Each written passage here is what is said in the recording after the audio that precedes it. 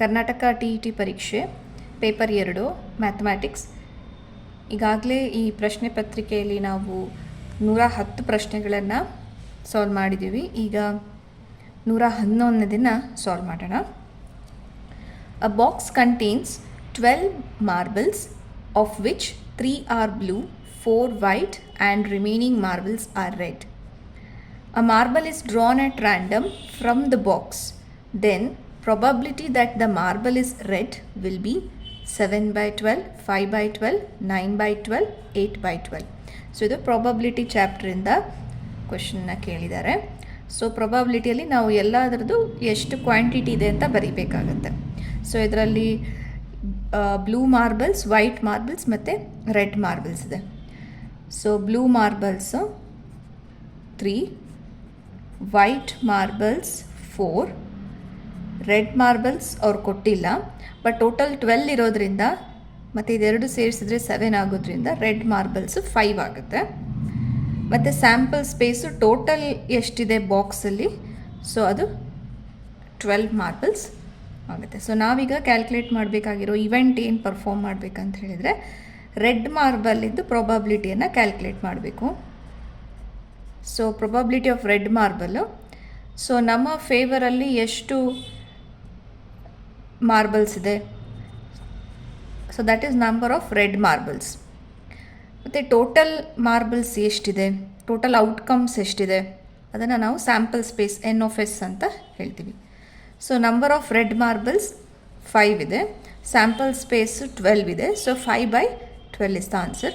ಆದರೆ 5/12 ನಮಗೆ ಏನು ಇನ್ಫಾರ್ಮೇಷನ್ ಕೊಡುತ್ತೆ, probability is equal to probability of red marble is equal to 5/12.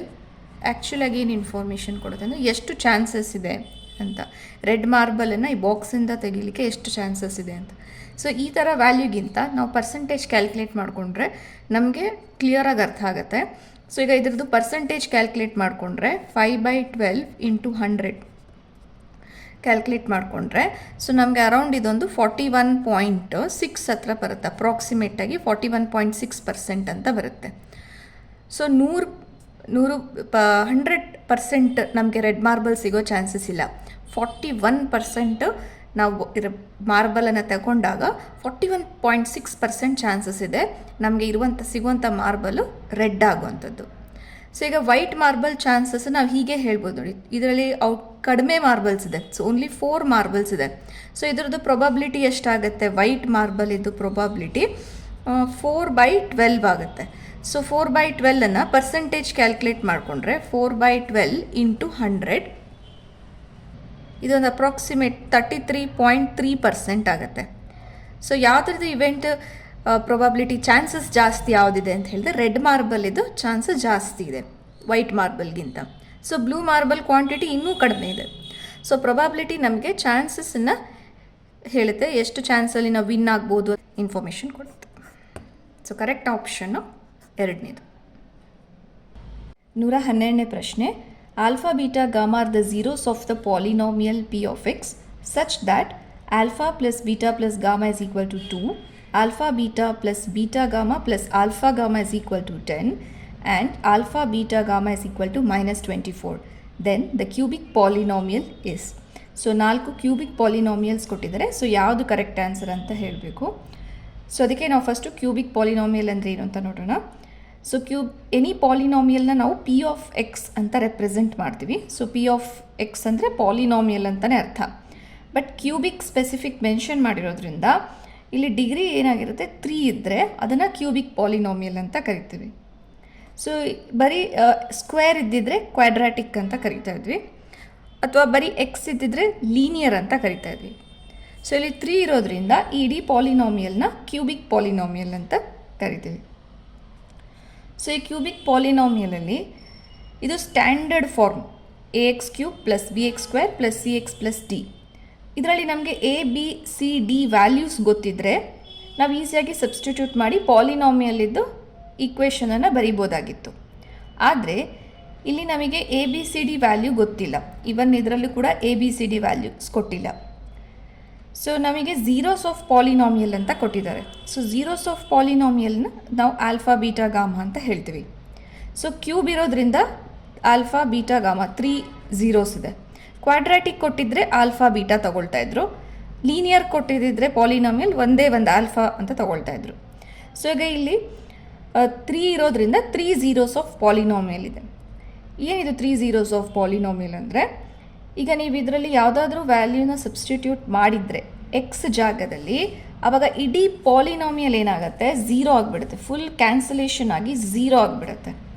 So ಈಗ ನೀವು ಆಲ್ಫಾನ ಸಬ್ಸ್ಟಿಟ್ಯೂಟ್ ಮಾಡಿದರೆ ಇಲ್ಲಿ, ಆವಾಗ ಇದು ಕಂಪ್ಲೀಟ್ ಪಾಲಿನಾಮಿಯಲ್ ಕ್ಯಾನ್ಸಲೇಷನ್ ಆಗುತ್ತೆ, ಪಿ ಆಫ್ ಎಕ್ಸ್ ಝೀರೋ ಆಗುತ್ತೆ. ಈಗ ಬೀಟಾ ಸಬ್ಸ್ಟಿಟ್ಯೂಟ್ ಮಾಡಿದರೂ ಕೂಡ ಕಂಪ್ಲೀಟ್ ಪಾಲಿನಾಮಿಯಲ್ ಝೀರೋ ಆಗುತ್ತೆ. ಈವನ್ ಗಾಮಾ ಸಬ್ಸ್ಟಿಟ್ಯೂಟ್ ಮಾಡಿದರೂ ಕೂಡ ಕಂಪ್ಲೀಟ್ ಪಾಲಿನಾಮಿಯಲ್ ಝೀರೋ ಆಗುತ್ತೆ. ಅದಕ್ಕೆ ಅವ್ರನ್ನ ಝೀರೋಸ್ ಆಫ್ ಪಾಲಿನಾಮಿಯಲ್ ಅಂತ ಕರಿತೀವಿ. ಸೊ ಈ ಜಾಗದಲ್ಲಿ ನಂಬರ್ಸ್ ಇರ್ಬೋದು, 2 -1 0 ಇರ್ಬೋದು, ಅಥವಾ 5 6 8 ಇರ್ಬೋದು, ಅಥವಾ ಯಾವುದಾದ್ರೂ ವ್ಯಾಲ್ಯೂಸ್ ಇರ್ಬೋದು. ಅದನ್ನು ಸಬ್ಸ್ಟಿಟ್ಯೂಟ್ ಮಾಡಿದರೆ ಎಕ್ಸ್ ಜಾಗದಲ್ಲಿ ಪಾಲಿನಾಮಿಯಲ್ ಝೀರೋ ಆಗುತ್ತೆ. ಸೊ ಅದಕ್ಕೆ ಝೀರೋಸ್ ಆಫ್ ಪಾಲಿನಾಮಿಯಲ್ ಅಂತ ಕರಿತೀವಿ. ಆಫ್ ಪಾಲಿನಾಮಿಯಲಿಗೂ ಕೋಎಫಿಷಿಯೆಂಟ್ಸಿಗೂ ಒಂದು ರಿಲೇಷನ್ಶಿಪ್ ಇದೆ. ಆಲ್ಫಾ ಬೀಟಾ ಗಾಮಾ ಮತ್ತು ABCD ಏನಿದೆ ಅದ್ರ ಮಧ್ಯದಲ್ಲಿ ಒಂದು ರಿಲೇಷನ್ಶಿಪ್ ಇದೆ. ಸೊ ಯಾವ ಥರ ಅಂತ ಹೇಳಿದ್ರೆ, ಈಗ ನಾವು 3 ಝೀರೋಸನ್ನು ಆ್ಯಡ್ ಮಾಡಿದ್ರೆ, alpha plus beta plus gamma add ಮಾಡಿಕೊಂಡ್ರೆ ಇದನ್ನು ನಾವು -B/A ಅಂತ ಕರಿತೀವಿ. That is equal to -B/A. So 3 add ಮಾಡಿದರೆ that will be equal to -B/A. So ನಮಗೆ ಆಗ ಬಿ ಮತ್ತು ಎ ಮತ್ತು ಆಲ್ಫಾ ಬೀಟಾ ಗಾಮಾ ರಿಲೇಷನ್ಶಿಪ್ ಗೊತ್ತಾಯಿತು. ಸೊ ಯಾವುದಾದ್ರೂ ಒಂದು ಗೊತ್ತಿಲ್ಲ ಅಂದರೂ ನಾವು ಅದರಲ್ಲಿ ಈಸಿಯಾಗಿ ಕಂಡುಹಿಡಿಬೋದು. ಸೊ ಆಲ್ಫಾ ಬೀಟಾ ಗಾಮಾ ಅಂತ ಹೇಳಿದರೆ, ಸೊ ಅದನ್ನು ನಾವು -D/A ಅಂತ ಕರಿತೀವಿ. ಸೊ ಈ ಮೂರನ್ನು ಮಲ್ಟಿಪ್ಲೈ ಮಾಡಿಕೊಂಡ್ರೆ ಅದು ಎಷ್ಟಿರುತ್ತೆ ಅಂತ ಹೇಳಿದರೆ, this divided by this with minus sign, -D/A. So ಈಗ ಒಂದು ಸಪ್ರೇಟಾಗಿ ಆ್ಯಡ್ ಮಾಡ್ಕೊಂಡ್ವಿ, ಮಲ್ಟಿಪ್ಲಿಕೇಶನ್ ಮಾಡ್ಕೊಂಡ್ವಿ. ಈಗ ಎರಡನ್ನು ಕಂಬೈನ್ ಮಾಡಿದಾಗ ಆಲ್ಫಾ ಬೀಟಾನೂ ಇದೆ, ಮಲ್ಟಿಪ್ಲಿಕೇಶನ್ನು ಇದೆ, ಎಡಿಷನ್ ಕೂಡ ಇದೆ. Multiplication, addition. So alpha beta plus beta gamma plus gamma alpha. So ಇದನ್ನು ನೀವು ಕ್ಯಾಲ್ಕುಲೇಟ್ ಮಾಡಿಕೊಂಡ್ರೆ ಆವಾಗ ನಮಗೆ C/A ವ್ಯಾಲ್ಯೂಸ್ ಗೊತ್ತಾಗುತ್ತೆ. ಸೊ ಇದು ರಿಲೇಷನ್ಶಿಪ್ ಯಾವುದ್ರ ಮಧ್ಯದಲ್ಲಿ ಅಂದರೆ, ಝೀರೋಸ್ ಆಫ್ ಪಾಲಿನಾಮಿಯಲ್ ಮತ್ತು ಕೋಎಫಿಷಿಯೆಂಟ್ಸ್. ಸೊ ಇದ್ರ ಮಧ್ಯದಲ್ಲಿರುವಂಥ ರಿಲೇಷನ್ಶಿಪ್ ಇದು.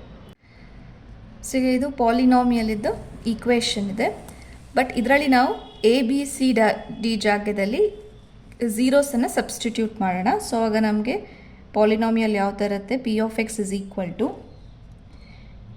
x³ minus alpha plus beta plus gamma into x² plus alpha beta plus beta gamma plus gamma alpha into x minus alpha beta gamma. So ಈ ಥರ ಇದ್ದಿದ್ದು polynomial. ಈಗ ನಾವು zeros ಕೊಟ್ಟಿದ್ದಾಗ ಈ ಥರ ಬರಿತೀವಿ. ಸೊ ಇದರಲ್ಲಿ ಡೈರೆಕ್ಟಾಗಿ ಎಲ್ಲ ವ್ಯಾಲ್ಯೂಸ್ ಕೂಡ ಕೊಟ್ಟಿದ್ದಾರೆ, ಸಬ್ಸ್ಟಿಟ್ಯೂಟ್ ಮಾಡ್ಬೋದು. x³ minus alpha plus beta plus gamma 2 ಅಂತ ಕೊಟ್ಟಿದ್ದಾರೆ. ಸೊ ಇದನ್ನು -2x² ಅಂತ ಬರೆಯೋಣ. ಸೊ ಇದರ ವ್ಯಾಲ್ಯೂ 10 ಅಂತ ಕ್ವೆಶ್ಚನಲ್ಲಿ ಕೊಟ್ಟಿದ್ದಾರೆ. ಸೊ ಇದು 10x ಆಗುತ್ತೆ. ಆಲ್ಫಾ ಬೀಟಾ ಗಾಮಾ -24 ಕೊಟ್ಟಿದ್ದಾರೆ. ಸೊ ಇದು -24 ಪ್ಲಸ್ 24 ಆಗುತ್ತೆ. ಸೊ ಕರೆಕ್ಟ್ ಆಪ್ಷನ್ ಇದರಲ್ಲಿ ಥರ್ಡ್ ಒನ್. 113ನೇ ಪ್ರಶ್ನೆ. In the given figure PQRS is a rectangle. Angle RPQ is equal to 30 degrees and QR is equal to 3 cm.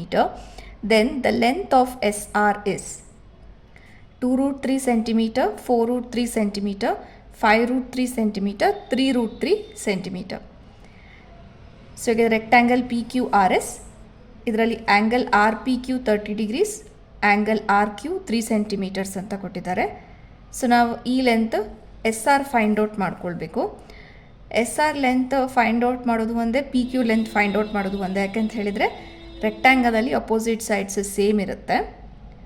So ನಾವು PQನ ಕಂಡುಹಿಡ್ಕೊಳ್ಳೋಣ ಮತ್ತು that is equal to RS ಅಂತ ಹೇಳೋಣ. So ಈಗ ಇದು ಒಂದು ರೆಕ್ಟ್ಯಾಂಗಲಲ್ಲಿ ಕಾರ್ನರ್ಸಲ್ಲಿ ಯಾವಾಗಲೂ 90 ಡಿಗ್ರಿ ಇರೋದ್ರಿಂದ ಒಂದು ಡಯಾಗನಲ್ ಡ್ರಾ ಮಾಡಿದ ಮೇಲೆ ನಮಗೆ ರೈಟ್ ಆ್ಯಂಗಲ್ ಟ್ರಯಾಂಗಲ್ ಸಿಗುತ್ತೆ. So this is a right angle triangle. So right angle triangle ಇದ್ದರೆ ನಾವು ಟ್ರಿಗ್ನೋಮೆಟ್ರಿ ಅಪ್ರೋಚ್ ಮಾಡ್ತೀವಿ. ಸೊ ಟ್ರಿಗ್ನೋಮೆಟ್ರಿಯಲ್ಲಿ ಆ್ಯಂಗಲ್ ಅಪೋಸಿಟ್ ಸೈಡ್ ಮತ್ತು ಅಡ್ಜಸೆಂಟ್ ಸೈಡ್ ಇದ್ದಾಗ ಯಾವ ರೇಷಿಯೋನ ನಾವು ಯೂಸ್ ಮಾಡ್ತೀವಿ ಅಂದರೆ ಟ್ಯಾನ್ ರೇಷಿಯೋ ಯೂಸ್ ಮಾಡ್ತೀವಿ. ಸೊ ಟ್ಯಾನ್ 30 ಡಿಗ್ರೀಸ್ ಅಂತ ಹೇಳಿದರೆ opposite side divided by adjacent side. So tan 30 degree is equal to opposite side 3 centimeter ಇದೆ. ಸೊ adjacent side ನಮಗೆ ಗೊತ್ತಿಲ್ಲ, ಸೊ x ಅಂತ ಹಾಕೊಳ್ಳೋಣ. So this implies x is equal to 3 divided by tan 30 degrees. So x is equal to 3 divided by, so tan 30 degrees ಅಂತ ಹೇಳಿದರೆ 1 by root 3 ಆಗುತ್ತೆ. 1 divided by root 3. So ಇದು x is equal to 3 root 3. So ಇದು ಯಾವ ಥರ value ಬರುತ್ತೆ ಅಂದರೆ complex fraction ಅಂತ ನಾವು ಕರಿತೀವಿ. ಕಾಂಪ್ಲೆಕ್ಸ್ ಫ್ರ್ಯಾಕ್ಷನಲ್ಲಿ ಸೊ ಈ ಥರ ಇದ್ದಾಗ a divided by b by c ಇದ್ದಾಗ ಸೊ ನಾವು ಇದನ್ನು ಯಾವ ಥರ ಬರಿತೀವಿ ಅಂತ ಹೇಳಿದರೆ a into c divided by b ಈ ಥರ ಬರಿಬೋದು. ಸೊ ಆಗ ನಮಗೇನಾಗುತ್ತೆ a into c, so 3 root 3 by 1 which is 3 root 3. So correct answer 4th one. 114ನೇ ಪ್ರಶ್ನೆ. A student realized that square is both rhombus and rectangle. The stage of Van Hille's visual thinking is level 1 analysis, level 2 relationship, level 3 deduction, level 0 recognition. So ಇದನ್ನು ಈಸಿಯಾಗಿ ನಾವು square, rhombus, rectangle ಮೂರನ್ನು relationships ಕೊಟ್ಟಿದ್ದಾರೆ ನೋಡಿ. So ಹಾಗಾಗಿ ಈಸಿಯಾಗಿ ಯಾವ level ಅಂತ ಹೇಳ್ಬೋದು. ಬಟ್ ನಾವು ವ್ಯಾನ್ ಹಿಲೆ ವಿಷುವಲ್ ಥಿಂಕಿಂಗನ್ನು ಒಂದು ಸರ್ತಿ ನೋಡ್ಕೊಳ್ಳೋಣ. ಸೊ B.Ed ಎಕ್ಸಾಮ್ಗಾಗಿರ್ಬೋದು ಅಥವಾ ಇದರಲ್ಲೇ ಬೇರೆ ಥರ ಕ್ವೆಶ್ಚನ್ ಕೊಟ್ಟರು ಕೂಡ ನಾವು ಐಡೆಂಟಿಫೈ ಮಾಡ್ಬೋದು. So especially Van Hiele visual thinking ಇರೋದು ಜಾಮಿಟ್ರಿಯನ್ನು ಮಕ್ಕಳು ಹೇಗೆ ಕಲಿತಾರೆ, ಯಾವ್ಯಾವ ಸ್ಟೇಜಲ್ಲಿ ಹೇಗೆ ಅವ್ರಿಗೆ ಕಾನ್ಸೆಪ್ಟ್ಸ್ ಅರ್ಥ ಆಗುತ್ತೆ ಅಂತ. ಸೊ ದಿಸ್ ಲೆವೆಲ್ 0 ಇಂದ ಲೆವೆಲ್ 4ವರೆಗೆ 5 ಲೆವೆಲ್ಸ್ ಇದೆ. ಸೊ ಫಸ್ಟ್ ಲೆವೆಲ್ 0 ನೋಡೋಣ. ಲೆವೆಲ್ 0 ವಿಷುವಲೈಸೇಷನು. ವಿಷುವಲೈಸೇಷನ್ ಅಂತ ಹೇಳಿದರೆ ಮಕ್ಕಳು ನೋಡಿ ಕಲಿಯುವಂಥದ್ದು. ಮಕ್ಕಳು ಆಬ್ಜೆಕ್ಟ್ಸನ್ನು ನೋಡಿ ಅದನ್ನು ರೆಕಗ್ನೈಸ್ ಮಾಡ್ತಾರೆ. ಸರ್ಕಲ್ ಆಬ್ಜೆಕ್ಟನ್ನು ತೋರಿಸಿದ್ರೆ ಅವರು ಅದನ್ನು ಸರ್ಕಲ್ ಅಂತ ರೆಕಗ್ನೈಸ್ ಮಾಡ್ತಾರೆ, ಸ್ಕ್ವೇರ್ ತೋರಿಸಿದ್ರೆ ಸ್ಕ್ವೇರ್ ಅಂತ ರೆಕಗ್ನೈಸ್ ಮಾಡ್ತಾರೆ. ಸೊ ಇದು ವೆರಿ ಬಿಗಿನಿಂಗ್ ಸ್ಟೇಜ್. ಎಲ್ಲ ಆಬ್ಜೆಕ್ಟ್ಸ್ ಇದು ಹೆಸರು ಕೂಡ ಇದರಲ್ಲಿ ಅವರು ಹೇಳ್ತಾರೆ. ಸೊ ಇದು ವಿಷುವಲೈಸೇಷನಲ್ಲಿ ರೆಕಗ್ನೈಸ್ ಮಾಡ್ತಾರೆ. Level 1 analysis. ಸೊ ಅನಾಲಿಸಿಸಲ್ಲಿ ಮಕ್ಕಳಿಗೆ ಪ್ರತಿಯೊಂದು ಶೇಪಿದ್ದು ಪ್ರಾಪರ್ಟಿ ಗೊತ್ತಾಗತ್ತೆ. ಈಗ ಸ್ಕ್ವೇರ್ ಇದ್ದು ಪ್ರಾಪರ್ಟಿ ಅವ್ರು ಕಂಡು ಹಿಡಿತಾರೆ. ಎಲ್ಲ ಸೈಡ್ಸು ಒಂದೇ ಥರ ಇದೆ, ಮೆಷರ್ಮೆಂಟ್ ಒಂದೇ ಥರ ಇದೆ. ಅವ್ರಿಗೆ ಕಂಪ್ಲೀಟಾಗಿ ಅರ್ಥ ಆಗಲ್ಲ, ಬಟ್ ಸ್ಟಿಲ್ ಅವರಿಗೆ ಒಂದು ಡಿಫ್ರೆನ್ಷಿಯೇಟ್ ಮಾಡ್ತಾರೆ. ಅಂದರೆ ಸ್ಕ್ವೇರ ರೆಕ್ಟ್ಯಾಂಗಲ ಅನ್ನೋದು ಕೂಡ ಡಿಫ್ರೆನ್ಷಿಯೇಟ್ ಮಾಡ್ತಾರೆ. ಸಂಪೂರ್ಣ ಪ್ರಾಪರ್ಟೀಸ್ ಗೊತ್ತಿಲ್ಲ ಅಂದರೂ ಕೂಡ ಇಂಡಿವಿಜುವಲ್ ಪ್ರಾಪರ್ಟೀಸ್ ಅವರಿಗೆ ಐಡಿಯಾ ಇರುತ್ತೆ. ಸೊ ನೀವು ಸರ್ಕಲ್, ಓವಲ್ ತೋರಿಸಿದ್ರು ಕೂಡ ಅವರಿಗೆ ಅದನ್ನು ನೀಟಾಗಿ ಅವರು ಡಿಫ್ರೆನ್ಷಿಯೇಟ್ ಮಾಡ್ತಾರೆ. ನೆಕ್ಸ್ಟ್ ಸೆಕೆಂಡಲ್ಲಿ ಇನ್ಫಾರ್ಮಲ್ ಡಿಡಕ್ಷನು. ಇದರಲ್ಲಿ ಅವರು ರಿಲೇಷನ್ಶಿಪ್ಸನ್ನು ಕಂಡು ಹಿಡಿತಾರೆ. ಅಂದರೆ ಸ್ಕ್ವೇರಿಗೂ ಮತ್ತು ರೆಕ್ಟ್ಯಾಂಗಲ್ ಅಥವಾ ಪ್ಯಾರಲೋಗ್ರಾಮ್ ಈ ಮೂರಲ್ಲಿ ಯಾವ ಥರ ರಿಲೇಷನ್ಶಿಪ್ ಇದೆ, ಯಾವ ಕಾಮನ್ ಪ್ರಾಪರ್ಟೀಸ್ ಇದೆ, ಏನು ಡಿಫ್ರೆಂಟ್ ಇದೆ. ಸೊ ಈ ಥರ ಅವರು ರಿಲೇಷನ್ಶಿಪ್ಸನ್ನು ಐಡೆಂಟಿಫೈ ಮಾಡ್ತಾರೆ. ಸೊ ನೀವು 3-4 ಆಬ್ಜೆಕ್ಟ್ಸ್ ತೋರಿಸಿದ್ರು ಕೂಡ ಅವ್ರಿಗೆ, ಈಗ ಡೈಮಂಡ್, ಕೈಟ್, ರಾಂಬಸ್ ಇದು 3 ತೋರಿಸಿದ್ರು ಕೂಡ ಅವ್ರಿಗೆ ಪ್ರಾಪರ್ಟೀಸನ್ನು ಅವರು ಗೊತ್ತಿರೋದ್ರಿಂದ ಅವರು ಅದನ್ನು ಐಡೆಂಟಿಫೈ ಮಾಡ್ತಾರೆ. ಮತ್ತು ರಾಂಬಸ್ಗೂ ಕೈಟಲ್ಲಿ ಏನು ಸೇಮ್ ಇದೆ, ಏನು ಬೇರೆ ಥರ ಇದೆ ಅದು ಕೂಡ ಅವರು ಐಡೆಂಟಿಫೈ ಮಾಡ್ತಾರೆ. Next formal deduction. So formal ಡಿಡಕ್ಷನಲ್ಲಿ ಅಬ್ಸ್ಟ್ರಾಕ್ಟ್ ಅಂದರೆ ಈ ಲೆವೆಲಲ್ಲಿ ಏನಾಗುತ್ತೆ ಅಂದರೆ ಮಕ್ಕಳಿಗೆ ಎಲ್ಲ ಜಾಮೆಟ್ರಿಕಲ್ ಆಬ್ಜೆಕ್ಟ್ಸು ತೋರಿಸ್ಲಿಕ್ಕಾಗಲ್ಲ. ಹೋಗ್ತಾ ಹೋಗ್ತಾ ಕೆಲವು ಸ್ಟೇಜಸಲ್ಲಿ ಈಗ ಪಾಯಿಂಟ್ಸು, ಲೈನ್ಸ್, ಪ್ಲೇನ್ಸ್ ಇದೆಲ್ಲ ನಾವು ಆಬ್ಜೆಕ್ಟ್ ತೋರ್ಸೋಕ್ಕಾಗಲ್ಲ ಮಕ್ಕಳಿಗೆ. ಮಕ್ಕಳ ಮೈಂಡಲ್ಲಿ ಅದನ್ನು ವಿಜುವಲೈಸ್ ಮಾಡ್ತಾರೆ ಹೇಳಿದಾಗ. ಸೊ ಇದನ್ನು ಅಬ್ಸ್ಟ್ರಾಕ್ಟ್ ಕಾನ್ಸೆಪ್ಟ್ಸ್ ಎಲ್ಲ ಅವರು ಈ ಫಾರ್ಮಲ್ ಡಿಡಕ್ಷನ್ ಸ್ಟೇಜಲ್ಲಿ ಕಲಿತಾರೆ. ಕೆಲವು ಆಕ್ಸಿಯಮ್ಸ್ ಆಗಿರಬಹುದು, ಇದು ಕೂಡ ಅವರಿಗೆ ಈ ಸ್ಟೇಜಲ್ಲಿ ಅರ್ಥ ಆಗುತ್ತೆ. ನೆಕ್ಸ್ಟ್ ಇದು ಲಾಸ್ಟ್ ಸ್ಟೇಜ್ ರಿಗರ್. ಈ ರಿಗರ್ ಸ್ಟೇಜಲ್ಲಿ ಮಕ್ಕಳು ಕಾಂಪ್ಲೆಕ್ಸ್ ಪ್ರಾಬ್ಲಮ್ಸನ್ನು ಅವರೇ ಸಾಲ್ವ್ ಮಾಡ್ತಾರೆ. ಅವ್ರಿಗೆ ಪ್ರೂಫ್ ಕಂಡು ಹಿಡಿಯುವಂಥ ಐಡಿಯಾ ಗೊತ್ತಾಗುತ್ತೆ. ಯಾಕೆಂದರೆ ಈ ಸ್ಟೇಜಲ್ಲಿ ಥಿಯರಮ್ಸ್ ಕಲ್ತಿರ್ತಾರೆ. ಸೊ ಇದನ್ನು ಡಿಫ್ರೆನ್ಷಿಯೇಟ್ ಮಾಡಲಿಕ್ಕೂ ಅವ್ರಿಗೆ ಗೊತ್ತಿರುತ್ತೆ. ಸೊ ಇದೆಲ್ಲ ಸ್ಟೇಜಸ್ ಕ್ರಾಸ್ ಮಾಡಿದ್ಮೇಲೆ ಲಾಸ್ಟಲ್ಲಿ ಅವರು ಯಾವುದೇ ಕಾಂಪ್ಲೆಕ್ಸ್ ಪ್ರಾಬ್ಲಮ್ಸ್ ಇದ್ದರೂ ಕೂಡ ಅವರು ಅದನ್ನು ಸಾಲ್ವ್ ಮಾಡೋದನ್ನು ಕಂಡು ಹಿಡಿತಾರೆ. ಪ್ರೂಫ್ ಕೂಡ ಅವರಿಗೆ ಈಸಿಯಾಗಿ ಸಾಲ್ವ್ ಮಾಡ್ಬೋದು. ನಾವು ಇದನ್ನು ಸೆಕೆಂಡ್ ಆಪ್ಷನ್ ಮಾರ್ಕ್ ಮಾಡೋಣ. 115ನೇ ಪ್ರಶ್ನೆ. The approach that emphasis more on concept formation in learning mathematics at primary stage is induction approach, deduction approach, analysis approach, synthesis approach. So concept formation. So ಇಲ್ಲಿ 2 points important ಇದ್ದಾವೆ. ಒಂದು concept formation, ಇನ್ನೊಂದು primary stage. So ಯಾವ approach best ಮಕ್ಕಳಿಗೆ concept ಅರ್ಥ ಮಾಡಲಿಕ್ಕೆ primary ಸ್ಟೇಜಲ್ಲಿ ಅಂತ ಕೇಳ್ತಾ ಇದ್ದಾರೆ. Induction, deduction, analysis, synthesis. So ನಾನು ಇಲ್ಲೊಂದು ಈವನ್ ನಂಬರ್ ಕಾನ್ಸೆಪ್ಟನ್ನು ತೊಗೊಂಡಿದ್ದೀನಿ. ಸೊ ನೀವು ಮಕ್ಕಳಿಗೆ ಈಗ ಈವನ್ ನಂಬರ್ಸ್ ಬಗ್ಗೆ ಹೇಳ್ಕೊಡ್ಬೇಕಾದ್ರೆ, ಆ ಕಾನ್ಸೆಪ್ಟ್ ಕ್ಲಿಯರ್ ಮಾಡಬೇಕಾದ್ರೆ ನೀವು ಫಸ್ಟೇ ಅವ್ರಿಗೆ ಡೆಫಿನೇಷನ್ ಹೇಳಿಬಿಡ್ತೀವಿ. ಏನಂತ, ಈವನ್ ನಂಬರ್ ಯಾವ ಥರ ಇದ್ದರೆ 2n ಫಾರ್ಮಲ್ ಇರುತ್ತೆ ಅಥವಾ ಮಲ್ಟಿಪಲ್ಸ್ ಆಫ್ 2 ಅಂತ ಅವ್ರಿಗೆ ಫಸ್ಟೇ ಹೇಳಿಬಿಡ್ತೀವಿ. ಇದು ಸ್ಟ್ಯಾಂಡರ್ಡ್ ಡೆಫಿನೇಷನ್ಸ್ ಎಲ್ಲ ಅವ್ರಿಗೆ ಫಸ್ಟೇ ಇನ್ಫಾರ್ಮೇಷನನ್ನು ಕೊಟ್ಟು ಎಕ್ಸ್ಪ್ಲೇನ್ ಮಾಡ್ತೀವಿ. ಇದು ಡಿಡಕ್ಷನ್ ಅಪ್ರೋಚ್ ಆಗುತ್ತೆ. ಸೊ ಇದರಲ್ಲಿ ಏನು ಕ್ರಿಯೇಟಿವ್ ಇರೋದಿಲ್ಲ ಅಥವಾ ಮಕ್ಕಳಿಗೆ ಯಾವುದೇ ಥರ ಎಕ್ಸ್ಪ್ಲೋರ್ ಮಾಡಲಿಕ್ಕೆ ಆಪರ್ಚುನಿಟಿ ಇರೋದಿಲ್ಲ. ಸೊ ಅದೇ ನೀವು ಮಕ್ಕಳಿಗೆ ಎಕ್ಸಾಂಪಲ್ಸ್ ಕೊಟ್ಟು ಹೇಳಿದರೆ ಅಥವಾ ಸ್ಪೆಸಿಫಿಕ್ ಕಾನ್ಸೆಪ್ಟ್ಸ್ ಹೇಳಿದರೆ, ಫಾರ್ ಎಕ್ಸಾಂಪಲ್ ಈಗ ಮಕ್ಕಳಿಗೆ 2 ಸ್ಟೆಪ್ಸ್ ಜಂಪ್ ಮಾಡಿ ಈವನ್ ನಂಬರ್ಸ್ ಸಿಗುತ್ತೆ ಅಂತ ಹೇಳಿದರೆ, ಸೊ ಮಕ್ಕಳೇನು ಮಾಡ್ತಾರೆ, 3rd ಸ್ಟೆಪ್ ಬಿಟ್ಟು 4th ಸ್ಟೆಪ್ಪಿಗೆ ಬರ್ತಾರೆ, 4th ಸ್ಟೆಪ್ ಬಿಟ್ಟು 6th step, 8th step, 10th step, next 12, 14, 16, 18, 20. So ಈ ಥರ ಎಕ್ಸಾಂಪಲ್ಸ್ ಕೊಟ್ಟು ಅಥವಾ ಆ್ಯಕ್ಟಿವಿಟಿ ಮಾಡಿಸಿ ಅಥವಾ ಸ್ಪೆಸಿಫಿಕ್ ಎಕ್ಸಾಂಪಲನ್ನು ಕೊಟ್ಟರೆ ಮಕ್ಕಳಿಗೆ, ಸೊ ಅವ್ರಿಗೊಂದು ಐಡಿಯಾ ಆಗುತ್ತೆ. ಸೊ ಈವನ್ ನಂಬರ್ಸ್ ಅಂತ ಹೇಳಿದರೆ ಒಂದು ನಂಬರ್ ಜಂಪ್ ಕೂಡ ಆಗಿರ್ಬೋದು, ಇನ್ನೊಂದು ಇದು ಮಲ್ಟಿಪ್ಲಿಕೇಶನ್ ಟೇಬಲಲ್ಲಿ ಬರುತ್ತೆ. ಸೊ ಇದು 2 1s are 2, 2 2s are 4, 2 3s are 6. So 2n formal ಇರುತ್ತೆ, 2 ಇಂಟು ಸಮ್ ನಂಬರ್ ಫಾರ್ಮಲ್ಲಿ ಇರುತ್ತೆ. ಅಂಥದ್ದು ಈವನ್ ನಂಬರ್ ಅಂತ ಅವರಿಗೆ ಅದು ಗೊತ್ತಾಗುತ್ತೆ. ಮಕ್ಕಳೇ ಅದನ್ನು ಜನರಲೈಸ್ ಮಾಡ್ಕೊಳ್ತಾರೆ. ಸೊ ಇಲ್ಲಿ ಯಾವ ಥರ ಅಂತ ಹೇಳಿದರೆ, ಒಂದು ಸ್ಪೆಸಿಫಿಕ್ ಎಕ್ಸಾಂಪಲ್ ಕೊಡುವಂಥದ್ದು. ಸೊ ಮಕ್ಕಳಿಗೆ ಒಂದು ಆಪರ್ಚುನಿಟಿ ಸಿಗುತ್ತೆ, ಅವರೇ ಜನರಲೈಸ್ ಮಾಡ್ಕೊಳ್ತಾರೆ, ಅವರೇ ಈವನ್ ನಂಬರ್ ಏನು ಅಂತ ಅವರೇ ಕಂಡು ಹಿಡ್ಕೊಳ್ತಾರೆ. ಸೊ ಈ ಒಂದು stage is always the best stage. ಇದನ್ನು ನಾವು ಇಂಡಕ್ಟಿವ್ ಅಪ್ರೋಚ್ ಅಂತ ಕರಿತೀವಿ. So the correct answer first one. 116ನೇ ಪ್ರಶ್ನೆ. The development of measurement concepts at primary level of mathematical learning: conceptualization, transformation, conservation, transitivity, conversion, focusing, concentration, conversion. So ಇದರಲ್ಲಿ correct ಆಗಿರೋ answer conservation ಮತ್ತು transitivity. Conservation ಅಂದರೆ ಏನು ಅಂತ ನೋಡೋಣ. Conservation ಅಂದರೆ ಒಂಥರ ಪ್ರಿಸರ್ವ್ ಆಗುವಂಥದ್ದು, ಹಾಗೆ ರಿಟೈನ್ ಆಗ್ತಕ್ಕಂಥದ್ದು. ಈಗ ಇದರಲ್ಲಿ ಒಂದು ಸರ್ಕಲಲ್ಲಿ ಒಂದು ಪಾಯಿಂಟ್ ಎ ಅಂತ ತಗೊಳ್ಳೋಣ. ಈಗ ನಾವು ಇದನ್ನು ರೊಟೇಟ್ ಮಾಡಿದಾಗ ಸೊ ಅದು ಪಾಯಿಂಟ್ ಬಾಟಮಲ್ಲಿ ಬರುತ್ತೆ.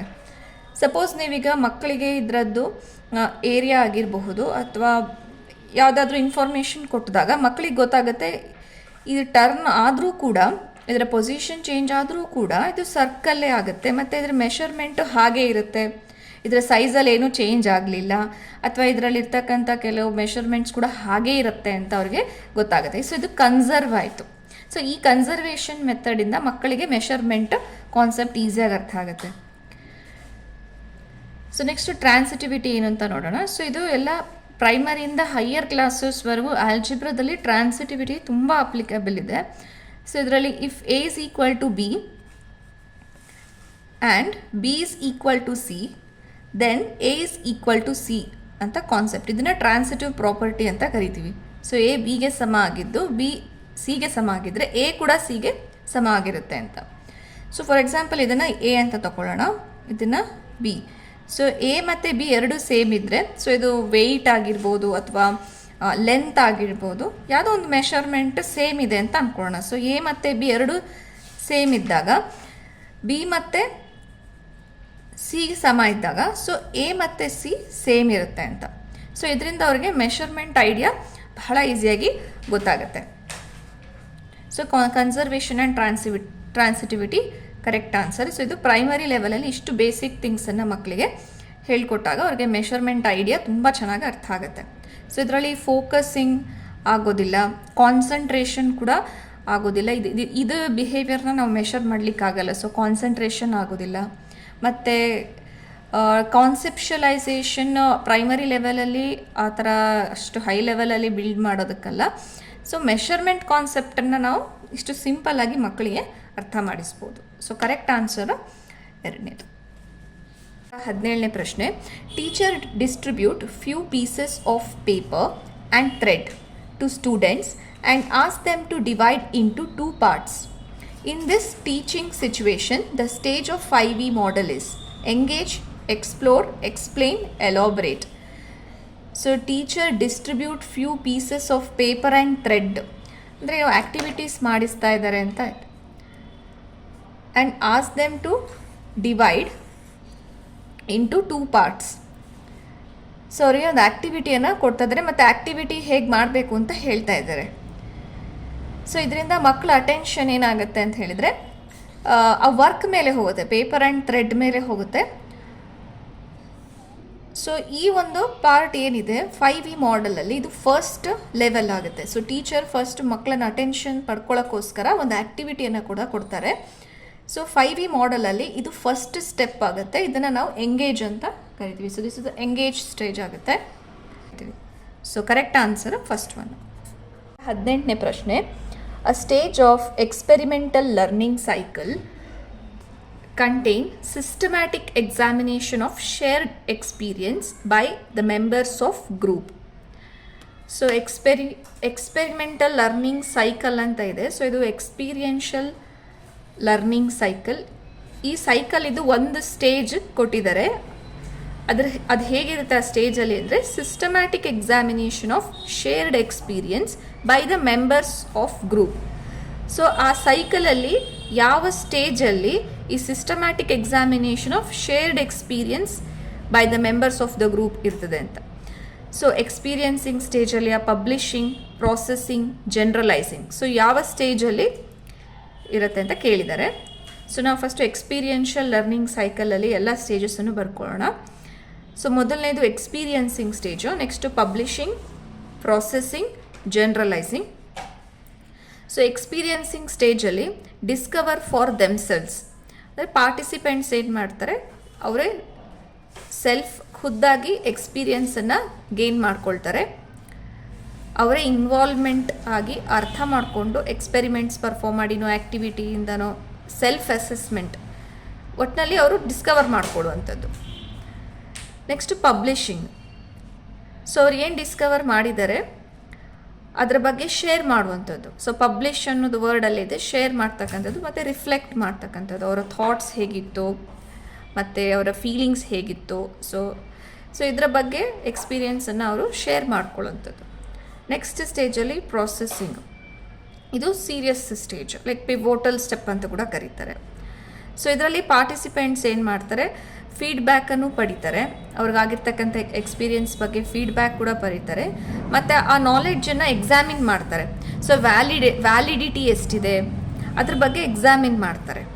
ಸೊ ಈ ಸೈಕಲಲ್ಲಿ ಕಲ್ತಿರ್ತಕ್ಕಂಥ ಎಕ್ಸ್ಪೀರಿಯನ್ಸ್ ಏನಿದೆ, ಸೊ ಅದರದ್ದು ಪಾಸಿಟಿವಿಟಿ, ನೆಗೆಟಿವಿಟಿ, ಎಷ್ಟು ವ್ಯಾಲಿಡಿಟಿ ಇದೆ, ಸೊ ಇದ್ರ ಬಗ್ಗೆ ಚೆಕ್ ಮಾಡ್ತಾರೆ. ಮತ್ತು ಅವ್ರಿಗೆ ಗ್ರೂಪ್ ಮೆಂಬರ್ಸಿಂದ ಫೀಡ್ಬ್ಯಾಕ್ ಕೂಡ ಸಿಗೋ ಚಾನ್ಸಸ್ ಇರುತ್ತೆ.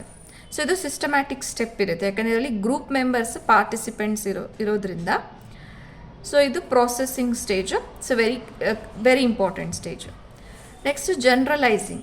ಸೊ ಅವ್ರು ಏನು ಎಕ್ಸ್ಪೀರಿಯನ್ಸ್ ಪಡ್ಕೊಂಡಿರ್ತಾರೆ ಪ್ಲಸ್ ಬೇರೆಯವರ ಎಕ್ಸ್ಪೀರಿಯನ್ಸ್ ಏನು ಕೇಳಿಪಟ್ಟಿರ್ತಾರೆ ಅದನ್ನು ಅವರು ಪರಿಸ್ಥಿತಿಗಳಲ್ಲಿ ಅಪ್ಲೈ ಮಾಡ್ತಕ್ಕಂಥದ್ದು.